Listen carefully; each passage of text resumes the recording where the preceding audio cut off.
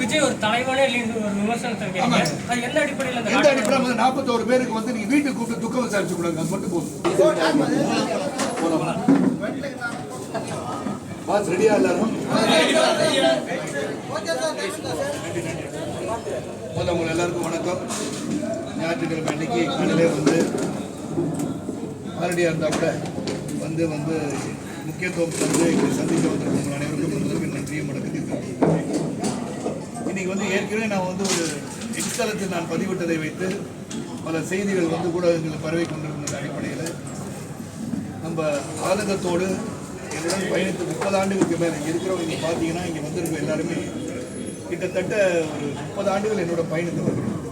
ஆசிரியராக இருக்கட்டும், பேரவையாக இருக்கட்டும், ரசிகமன்றமாக இருக்கட்டும், நாட்டமைப்பு குடும்பத்தினராக இருக்கட்டும், அண்ட் நமது பாரதிய ஜனதா கட்சியின் முன்னோடிகளாக நிர்வாகிகளாக இருக்கிற அனைவரும் என்னுடன் பயணித்தவர்கள் இங்கே வந்து ஆதங்கத்தை வெளியிட்டிருக்கிறார்கள். இந்த ஆதங்கம் என்ன?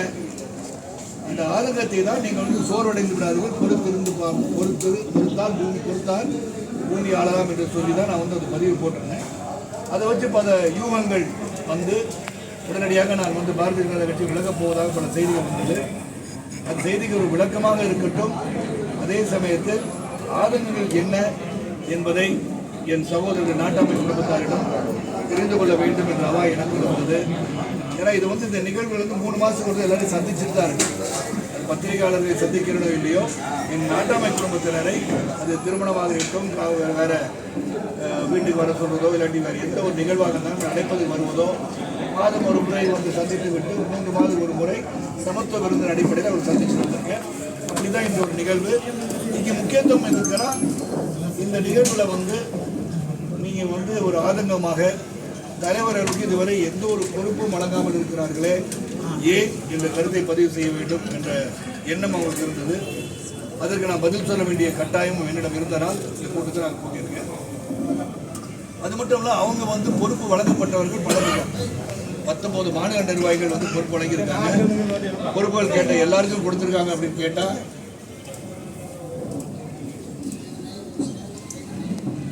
257 பேர் முக்கியமாக வந்து பணிபுரிந்து கொண்டிருக்கும். முதற்கட்டமாக நம்ம சொல்லியிருந்தோம்.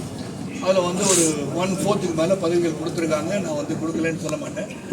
19 மாநில நிர்வாகிகள் மாவட்ட ரீதியாக பொறுப்புகள் கொடுக்க வேண்டிய சூழ்நிலையிலும் தேர்தல் வர நேரத்தில் நாட்டாமை அவர்களே, எங்களுக்கு எந்த ஒரு பொறுப்பும் தேர்தல் களத்திலே பணிபுரிவதற்கு பொறுப்புகள் இல்லாவிட்டால் எப்படி செயல்பட முடியும் என்ற ஆதங்கத்தை இன்னைக்கு எல்லாம் வெளிப்படுத்தாங்க. ஏன்னா அந்த பொறுப்புகள் வழங்கப்பட்டால்தான் நாங்கள் போய் பேச முடியும். இல்லாட்டி எங்களை வந்து அழைத்து பேச மாட்டார்கள். நாங்கள் சுறுசுறுப்பாக 17 ஆண்டு காலம் உங்களுடன் பயணிச்சிருக்கோம். நாங்கள் வந்து கடுமையான உழைப்பாளிகள், சிறந்த நிர்வாகிகளாக உருவாக்கியிருக்கீங்க. இப்போ வந்து பாரதிய ஜனதா கட்சியில் எங்கள் எல்லாருமே சிறப்பாக செயல்படுறீங்களப்பான்னு சொல்கிறாங்கன்ற பெருமையும் அவர்களுக்கு இருக்கிறது. ஆக அந்த பொறுப்புகள் வழங்க வேண்டும் என்ற கோரிக்கை ஒன்று இருக்கிறது.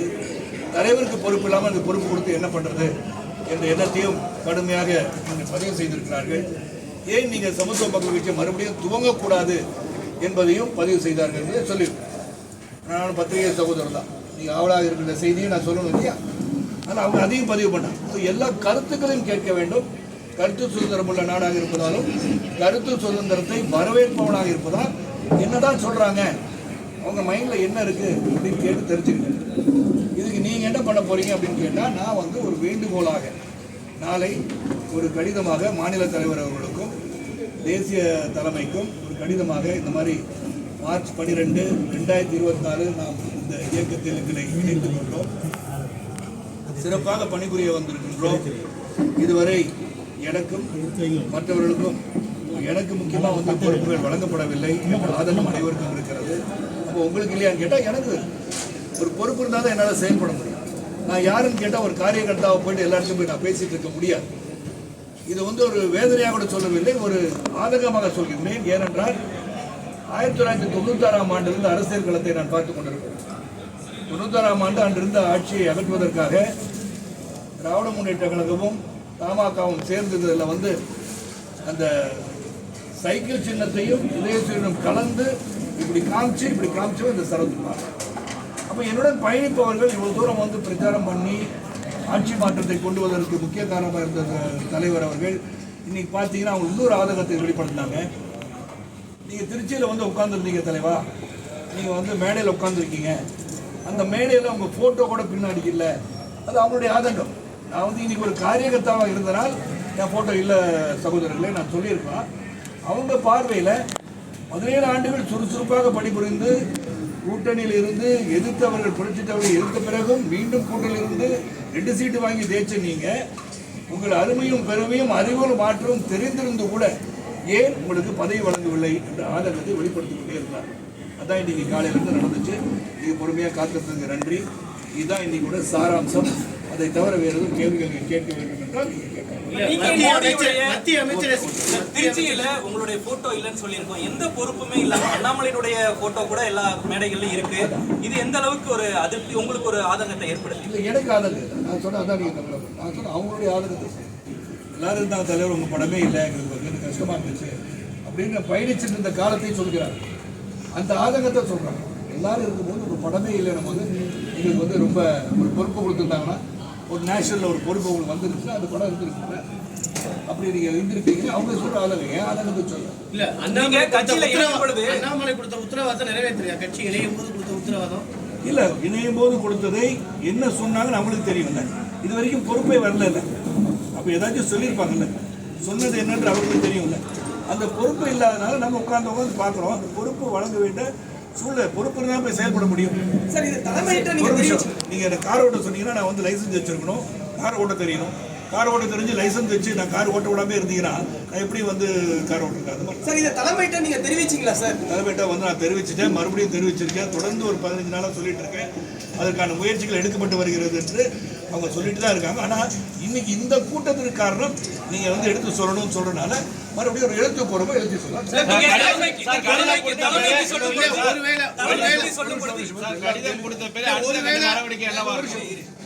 எல்லாரும் கேள்விக்கும் பதில் சொல்லும்போது ஒவ்வொருத்தர கேள்வி நம்ம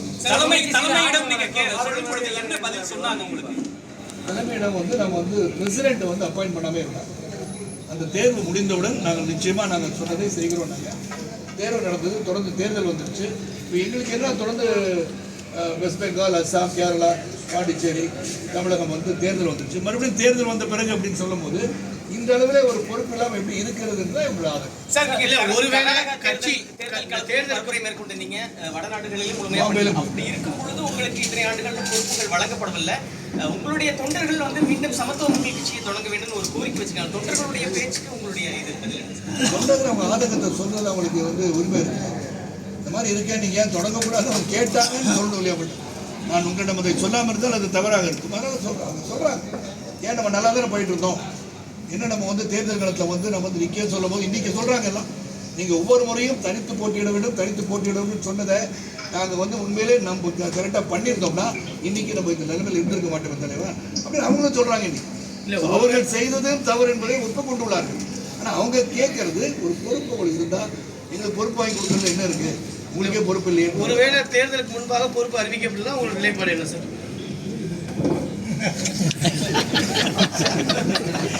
சிறப்பான கேள்வி கேட்டு உங்களுக்கு நாளையிலிருந்து நான் துரத்திட்டு இருக்கனால கேள்வி கரெக்டாக நாங்கள் ஏற்கனவே முடிவு பண்ணோம். அதாவது நாளைக்கு வந்து கடிதம் கொடுக்கப்படும். தேர்தலுக்கு முன்பு அப்படின்னு இல்லை, இந்த வேண்டுகோளுக்கு நிச்சயமாக வந்து செவி சாய்த்தே ஆக வேண்டும். செவி சாய்ப்பாக நம்பிக்கை இருக்குது. ஏன்னா அது உத்தரவாதம் கொடுத்துட்டே தான் இருக்காங்க. ஆனால் செயல்முறைக்கு வரல. அப்போ அந்த செயல்முறைக்கு வர வேண்டிய கட்டாயம் வந்து விட்டது என்பதை எடுத்து சொல்வேன். அது வராட்டி என்ன நீங்க கேட்ட கேள்வி, வராட்டி என்னன்றது மீண்டும் இந்த மாதிரி உங்களை சந்திச்சு திமுக பேச்சுவார்த்தை நடந்தா சொல்றாங்களே சார், கட்சியை புதுப்பிக்கின்ற எண்ணம் இல்லை, பரிசீலனை கூட கிடையாது. பரிசீலனை கூட கிடையாது. ஏன்னா வேண்டுகோள் கொடுத்து அவங்க பண்ணணும்னு சொல்லும்போது இந்த பரிசீலனை எதுக்கு போகணும்? இல்ல, உங்களோட ஆதரவாளர்கள் அப்படி ஒரு கோரிக்கை முன் வச்சிருக்காங்க, பரிசீலிக்கப்படுமா? நம்ம எடுக்க வேண்டிய முடிவு என்கிட்ட தானே இருக்கு. அந்த முடிவு என்கிட்ட ஒப்படைச்சிட்டாங்கல்ல. நீங்க திறந்துக்கோன்னு சொல்லிட்டாங்க. இந்த சாவியை நான் கையில் வச்சிருக்கேன். நான் வந்து வேண்டுகோளை தான் சொல்றேன், இப்பயும் வேண்டுகோள் தான் சொல்றேன். நான் இன்னைக்கு இந்த மீட்டிங் போடுறது தலைமைக்கு தெரியுமே, தலைமைக்கு தெரியாம இந்த மீட்டிங் நடக்குது தெரியும். அவங்க என்ன சொல்றாங்கன்னு சொல்லிட்டு அந்த வேண்டுகோள் இவங்களோட சமர்ப்பிப்பேன்னு சொல்லிட்டேன். நாளைக்கு கொண்டு கொடுத்துருவோம். அவங்க நிச்சயமா செவி சாய்ப்பாக நம்பிக்கை இருக்கு. பாஜகவில் இணையும் பொழுது என்ன உத்தரவாதம் உங்களுக்கு வழங்கப்பட்டது சார்? நம்ம தேசியத்தில் பொறுப்பு இருக்கும்னு சொன்னாங்க. அது உண்மை இல்லை. இப்போ ஏற்கனவே விளவங்கோடு எம்எல்ஏ காங்கிரஸ் வந்து விலகிய விஜயதரணி வந்து இங்கே இணைஞ்சாங்க, அவங்களுக்கு இந்த பொறுப்பு கொடுக்கல. ஒருவேளை பாஜக தேவைக்கு பயன்படுத்திக்கிறதுன்னு நினைக்கிறீங்க? அது எனக்கு தெரியல. அது வந்து அவங்கள நீங்கள் கேட்க வேண்டிய கேள்வி. என்னை பொறுத்த வரைக்கும் யார் வந்து ஒரு இயக்கத்தில் ஒரு நல்ல நிலைமையிலிருந்து வந்து சேர்ந்தார்களோ அவர்களுக்கு வந்து இப்போ நான் வந்து ஒரு மாநில தலைவராக இருந்திருந்தால் அது போல்டாகவே சொல்றேன், மாநில தலைவர் இருந்தால் வரத்துக்கு முன்னாடி அவங்க தன்மை என்ன, உங்களோட வெயிட்டேஜ் என்ன, இதை வந்து நம்ம தேசியத்துக்கு கொண்டு போயிருக்கோம். தேசியத்துக்கு கொண்டு போயதுக்கு பிறகு அவங்கள சேர்க்கணும். வந்து சேர்ந்துருக்கன்னு சொல்லி சேர்க்க வச்சுட்டு அவங்கள வந்து காக்க வச்சிருக்கு தவறுன்னு நான் நினைக்கிறேன்.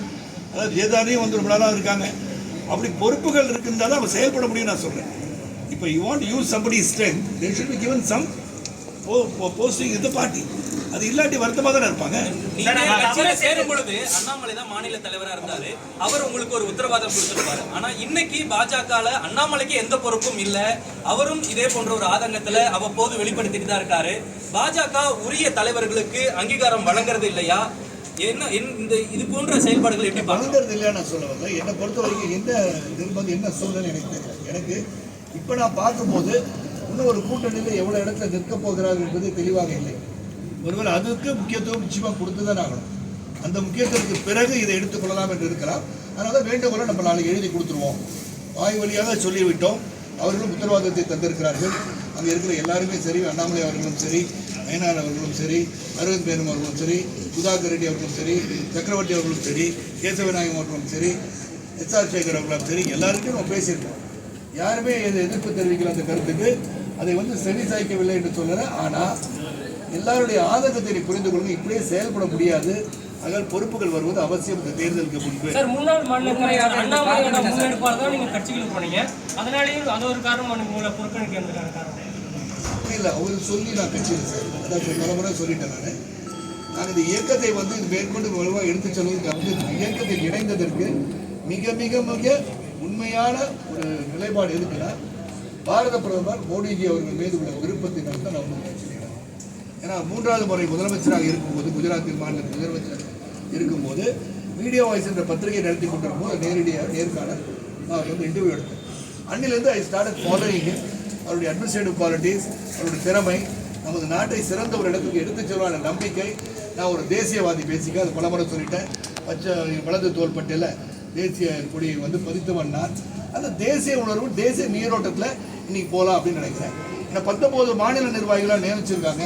இவங்களுக்குலாம் இப்போ 30-35 வயசு இருக்கு, அவங்க 75 தொடு வருது. அப்போ இவங்களுக்குலாம் ஒரு பெரிய வாய்ப்பு இருக்கு இல்லையா? அந்த வாய்ப்பை பயன்படுத்திக்கும் போது இன்றைக்கும் சொல்கிறேன். அதனால் இவங்க பண்ணலை அவங்க பண்ணலை நான் சொல்ல, ஆனால் பண்ண வேண்டிய கட்டாயம் இப்படி இருக்கிறது. பொறுப்பு இல்லாமல் இப்போ என்னன்னு போய் நான் செயல்பட எனக்கு தெரியும்.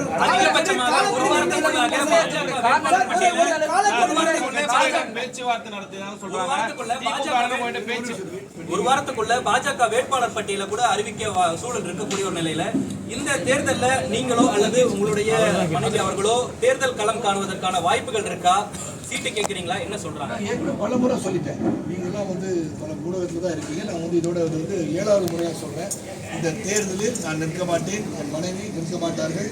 அவங்க வந்து பிஸியாக வந்து அவங்க படப்பிடிப்பில் நடந்துட்டு இருக்காங்க. பெரிய சாதனை படைத்த ஒரு சூப்பர் ஸ்டார் ஆகிட்டாங்க. அவங்க லேடி சூப்பர் ஸ்டாராக. ஐயோ அப்போ நயன்தாரா பதவி போயிடுச்சான்னு கேட்காதீங்க. ஏன்னா இது ஒரு சர்ச்சையாக இருக்கக்கூடாது. இந்த வயதிலும் தன்னை தானே தெளிவுறுத்தி கொண்டு ஒரு தாய்க்கிழமை என்ற படத்தை கொடுத்து வெற்றி படமாக ஆக்கியிருக்காங்க.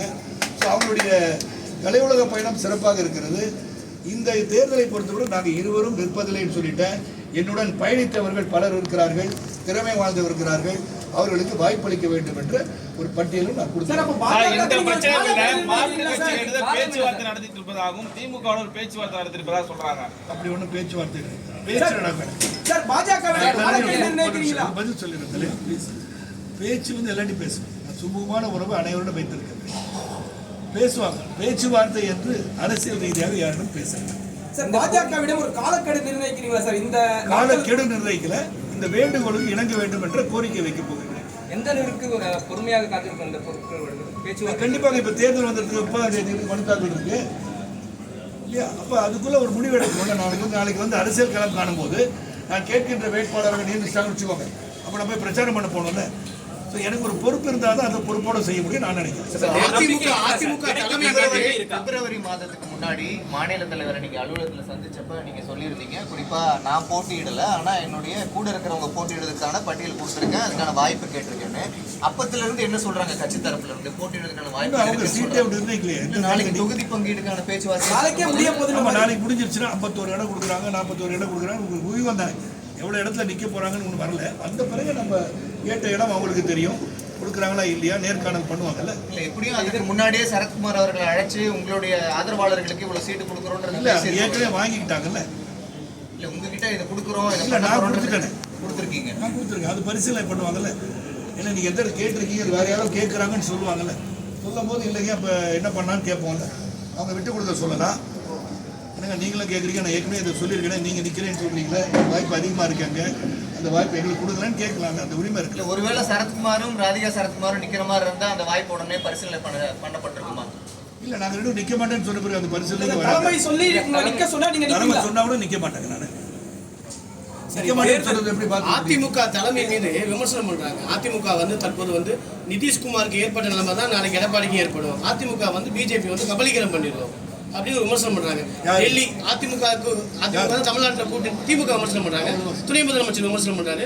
அதிமுக தான் தெரியாது கபலீகரம் பண்ணுமா பண்ணாதானே பொறுத்திருந்து பார்க்கணும். பிரைம் மினிஸ்டர் தமிழ்நாட்டுக்கு ஒரு 3 முறை சென்னை, மதுராந்தகம், மதுரை 3லயுமே எடப்பாடி பழனிசாமின்ற பேரும் யூஸ் பண்ணல, அதிமுகன்ற பெயரையுமே அவர் பயன்படுத்தல. அமித்ஷாவும் கடந்த நெல்லையில கூட அவர் பயன்படுத்தல. முதலமைச்சர் வேட்பாளர் தான் எடப்பாடி பழனிசாமின்றதை சொல்லக்கூட பாஜக தயங்குது. இதற்கான இந்த காரணம் நீங்க அதிருப்தியில இருக்கிறீங்க, அண்ணாமலை அதிருப்தியில இருக்காரு. இது போன்ற அதிருப்திகள் அதிகமா இருக்கக்கூடிய ஒரு நிலையில இந்த தேர்தல் என்டிஏ கூட்டணிக்கு எப்படி இருக்கும்? அதிருப்தியில இல்ல, ஆதங்கத்தில் இருக்க. அது ஒரு சின்ன கரெக்ஷன். அதிருப்தியோட கிடையாது. ஏன்னா நம்ம நேஷனலிசம் வெரி கிளியர். அதுக்கு ஆதங்கத்தை வெளிப்படுத்துறோம். அதுக்கப்புறம் என்ன நீங்க கேட்டதா அது பதில் சொல்றேன்னு சொல்லிட்டேன். மீண்டும் சந்திப்போம். என்னை பொறுத்த வரைக்கும் வேற ஏன் பயன்படுத்த நான் சொல்றேன். பிரைம் மினிஸ்டர் ஆஃபீஸ் அவங்க என்ன சொன்னாங்க, அவர்கிட்ட என்ன மாதிரி விட்டுட்டாங்களா இல்லை அது வந்து இவர் சொல்லலையான்னு எது சொல்லலை நான் பதில் சொல்ல முடியாது. வைதை லெஃப்ட் அவுட் இஸ் நேம் அப்படின்னா எடப்பாடி அவர்களே சொல்லியிருக்கலாமே. எதற்காக விட்டு அவர் கேட்டிருப்பாங்க. மேபி இதோட ஆன்சர் இந்த மாதிரி ஆயிடுச்சுன்னு சொல்லியிருக்காங்க. தெரியும் இல்ல முதலமைச்சரோட கேண்டிடேட்டுங்கிறீங்க, அவர் பேரை ஒரு மேடையில் உச்சரிக்கிறீங்க. பிரைம் மினிஸ்டர் அவர்களை பார்த்து நீங்க கேட்க வேண்டிய கேள்வி இது போன்ற ஒரு சூழல் இந்த தேர்தல் களத்துல என்டிஏ கூட்டணிக்கு எப்படி ஆதரவா மாறும்? அதிமுக தொண்டர்கள் வந்து அதிருப்தி அடைவாங்க, என்ன நம்மளுடைய கேண்டிடேட் பேரை கூட சொல்லலை என்ற அதிருப்தி அடைவாங்க. இது என்டிஏக்கு ஒரு பின்னடைவா இருக்கும். நீங்க இது போன்ற ஆதங்கத்தை வெளிப்படுத்தும் அளவுக்கு வருவாங்க. அவங்க வந்து அது மனசுல எடுத்துக்கிட்டாலும் தெரியல. பத்திரிகை சகோதரர்கள் எடுத்துக்கொண்ட அளவுக்கு அவர் எடுத்துக்கிட்டா இன்னைக்கு அவங்க கேட்டிருப்பாங்க. அந்த மாதிரி செய்திகள் நான் இப்போ தேர்தல் இன்னும் சில காலம் தான் இருக்குது. உங்களுடைய கடிதம் மூலியமாக அந்த ரெஸ்பான்ஸ் சொல்லலாம். இவ்வளோ தொண்டர்களுடைய கருத்தும் உங்களுடைய கருத்தும் என்னவா இருக்குது? போகிறோம்.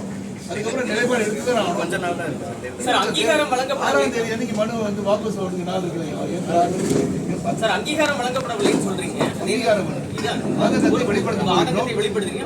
உங்களுக்கான மரியாதை உங்களுடைய தொண்டர்கள் உங்களுடைய நிர்வாகிகளுக்கு பாஜக முழுமையாக வழங்கப்படுது அந்த 2 ஆண்டு காலத்தில். இந்த 2 ஆண்டுகள் அந்த பொறுப்புகள் கொடுத்துருக்கான்னு சொல்லியிருக்கேன். ஆனால் இப்போ வந்து மாவட்ட ரீதியாக பொறுப்புகள் கொடுக்கும்போது இன்று வரை கொடுக்கப்படாத சூழலில் இவங்க பொறுப்புகளாட்டி எப்படி போய் வேலை செய்வாங்க அதுதான் சொல்லலாம். ஆதரவாளர்கள் பேசின ஒரு விஷயத்தை ரொம்ப கொஞ்சம் கோபமாக அழுத்தமாக தற்கொலைகள் இந்த தேர்தலில் வெற்றி பெற கண்டிப்பாக அதோட பின்னணியில் இருக்கக்கூடிய கட்சிகள் நல்ல தலைவர்கள் வர வேண்டும் என்ற ஆதங்கத்தை வெளிப்படுத்தும் போது நாளை தலைவர்களை நிர்ணயிக்கக்கூடிய இடத்தில் நாம் அனைவரும் இருக்கிறோம். நாம் என்று சொல்லும்போது தமிழக மக்கள் வருங்காலத்தில் எப்படிப்பட்டவர்கள் இந்த நாட்டை ஆள வேண்டும் என்பதை சிந்தித்து பார்க்க வேண்டும். எதற்காக நாம் வாக்களிக்கிறோம் என்று சிந்தித்து பாருங்கள். யாருக்கு வேணா வாக்களிக்கிறோம். But you should know who you are creating as a leader of this state. Very, very essential for the future growth of Tamil Nadu and the country. யாரை மையப்படுத்தி யாரை வேணா நீங்க எடுத்துக்கோங்க. யாரை மையப்படுத்தி சொல்லுங்க. யாரை மையப்படுத்தி சொன்னா மையத்தை சொல்லலடா. அவ்வளவுதான். சார் இப்போ தேர்தலுக்கு முன்னாடி உங்களுக்கு சொல்லியிருந்தீங்க பொறுப்பு வரணும், இல்லாட்டி என்னுடைய முடிவு அறிவிப்பேன். இல்லாட்டி நான் சொல்லுறேன். அதுக்கப்புறம் உங்களை மீண்டும் சந்திக்கிறேன்னு சொல்லுவேன். ஒருவேளை தேர்தலுக்கு முன்னாடி ஒருவேளை நெகட்டிவ் கமெண்ட் வருது அப்படின்ற ஒரு சூழல் வர்றப்ப சரத்குமார் திரும்பவும் அந்த கட்சியை தொடங்கி திரும்பவும் அவங்களுடைய வேட்பாளர்கள் தனியாக நின்று தேர்தல் சந்திக்கிறதுக்கான வாய்ப்புகளும் இருக்கு. கட்சியை தொடங்கி தான் நிற்கணும்னு அவசியமே கிடையாது. இல்லை உங்களுடைய இதுல இருந்து நீங்க இருக்கக்கூடிய சூழலிருந்து பாருங்கன்னு சொல்லிட்டு சுழற்சியா நிற்கிறது வாய்ப்பு இருக்கு. இல்லை அவங்கவுங்க நிற்கிறேன்னு சொன்னா என்ன பண்ண முடியும்? அவங்க வந்து செவி சாய்ப்பாங்க. நான் சொல்லிட்டேன். உங்களுக்கு மேற்கொண்டு நான் வந்து செய்தி தரேன். உங்களுக்கு சுட போடணும்னா போட்டுக்கோங்க. தொடர்ந்து கேள்வி கேளுங்க, பதில் சொல்றேன். சிறப்பான பதில், சிறந்த அறிவு ஆற்றலோடு திறமையோட சொல்றேன். நாங்கள் வந்து வேண்டுகோள் தான் வைக்க போறோம். அந்த வேண்டுகோளுக்கு செவி சாய்ப்பார்கள் நம்பிக்கை இருக்கிறது. அந்த நம்பிக்கையின் அடிப்படையில் நாம் முன்னேற்றி தொடர்ந்து தானே இருக்கோம். எல்லாமே பாஜக நிர்வாகிகள் இருக்காங்க. நீங்க வேண்டுகோள் வைக்கிறது உரிமை இருக்கா இல்லையா? அப்பாட்ட போய் பையன் வந்து கேட்கறது உரிமை இருக்கா இல்லையா? ஸோ அந்த மாதிரி ஒரு குடும்பத்தில் இந்த குடும்பத்தை வந்து நம்ம வந்து வேதனையில் இருக்கோன்றது சொல்லாட்டி எப்படி தெரியும்? முதலே சொல்லிக்கலாம்னு சொல்லிட்டாங்கன்னா இப்போதான் வந்து நமக்கு சொல்ல வேண்டிய சூழல் அதிகமாகுது. காரணம் அனைவரும் வந்து இப்படி தான் இருக்காங்கன்னு தெரியுது. இல்லை உங்களுக்குலாம் பொறுப்பு வராட்டி நாங்கள் எப்படி செயல்படுதுன்னு கேட்கும் போது அது சொல்லணும். உங்களுக்கு தெரியணும், நான் மட்டும் கேட்கல, தொடர்ந்து எங்கள் கூட இருக்கவங்க பயணிக்கிறவங்க கேட்குறாங்க. நாளைக்கு வேற மாதிரி எல்லாம் சிதறிடக்கூடாது. இல்ல கட்சியை சோர்வு இருக்கிறாங்க என்ன சந்திக்கணும்னு சொல்லிட்டாங்க. இந்த அளவுக்கு தனி கட்சியை இணைக்காம இருக்கக்கூடிய ஒரு நபர் சினிமால இருந்து வராரு விஜய், அவருக்கு எதிரா உங்களுடைய பிரச்சாரம் எதை நோக்கி இருக்கும்? பிரச்சாரங்கள் இருக்கும். அவரு பிரச்சாரத்தை நான் செல்லும் போது எப்படி வந்து 1996ஆம் ஆண்டு நான் பிரச்சாரம் செய்தேனோ அந்த மாதிரி அது எந்த அளவில் வந்து என்னால் தாக்க வேண்டியது, எதை தாக்க வேண்டியது, எப்படிப்பட்ட தலைவர் உருவாக்க வேண்டியது, எதை பொறுப்பாக பேசுகிறாங்க, எது பொறுப்பிலாம் பேசுகிறாங்க, எதை மக்களுக்கு கற்றுத்தர விரும்புகிறார்கள், எல்லாத்தையும் விழாவரியாக எடுத்து சொல்லிட்டு தன்மையும் இருக்கிறது. I want hit below the bed but I say very straight. I call a spade a spade. You know how I will campaign against them. கட்சியை இணைக்காம சார் மதிப்பேடு ஒன்றுமே கிடையாது, தலைவனே கிடையாது. கட்சியை இணைக்காம தனி கட்சியாவே இயங்கி இருக்கலாம் நீங்க ஃபீல் பண்றீங்களா? இல்லை ஃபீல் பண்ணுறது எல்லாரும் ஃபீல் பண்ணுறாங்க. அவங்க நீங்க உங்களோட தனிப்பட்ட நீ பதில் சொல்கிறீங்க. உங்களோட தனிப்பட்ட முறையில் கட்சி இணைக்காம நீங்க தனியாவே என்னுடைய கருத்துக்களை கேட்பது என்னுடைய வேலை. ஏன்னா 35 ஆண்டுகள் பயணிச்சிருக்கேன் எல்லாரும் கூட. எல்லாரும் சொல்றாங்க நீங்க கிணத்துல குதிங்கன்னா குதிப்பேன், சும்மா சார் உண்மையில குதிப்பாங்க. அந்த அளவுக்கு அவங்க கூட ஒரு குடும்ப தலைவனாக நான் பயணிச்சிருக்கேன். அதனால தான் இன்னைக்கும் நான் கூப்பிட்டு 2 நாள் சொன்ன எல்லாம் ஞாயிற்றுக்கிழமை வந்து இங்கே உட்காந்துருக்கேன். அது ஆல்சோ திங்கிங் ஏதாச்சும் ஒன்று பண்ணணும், வேலையே இல்லாமல் இருக்குமே, வேலை செய்யணுமே என்ற தாக்கம் இருக்கு. அவங்களுக்கு தாக்கம் இருக்கனால தான் இங்கே வராங்க. ஏதோ யாரோட முடிவு எடுக்கட்டும் அப்படின்னு வந்திருக்க மாட்டாங்கல்ல. எல்லா ஊர்லேயும் வந்திருக்காங்க, ரெப்ரசென்ட் பண்ணியிருக்காங்கல்ல. எல்லா ஊர்லேயும் திருச்செந்தூரில் வந்திருக்காங்க, தூத்துக்குடியில் வந்திருக்காங்க, கன்னியாகுமரி வந்திருக்காங்க, நாகூர் வந்திருக்காங்க, எல்லாம் நார்த் ஈஸ்ட் சவுத் வெஸ்ட் எல்லாமே வந்திருக்காங்கல்ல. ஒரு உணர்வை காட்டவே வந்திருக்காங்க. அந்த உணர்வோட பசி நேரத்தில் உன்ன செல்வோம் என்பது என்னுடைய விஜய் ஒரு தலைவனே இல்லைன்னு ஒரு விமர்சனத்தை கேட்க. அது எந்த அடிப்படையில்? எந்த அடிப்படையில் 41 பேருக்கு வந்து நீங்க வீட்டுக்கு கூப்பிட்டு துக்கம் விசாரிச்சு கூடாது, அது மட்டும் போதும். Okay, thank you.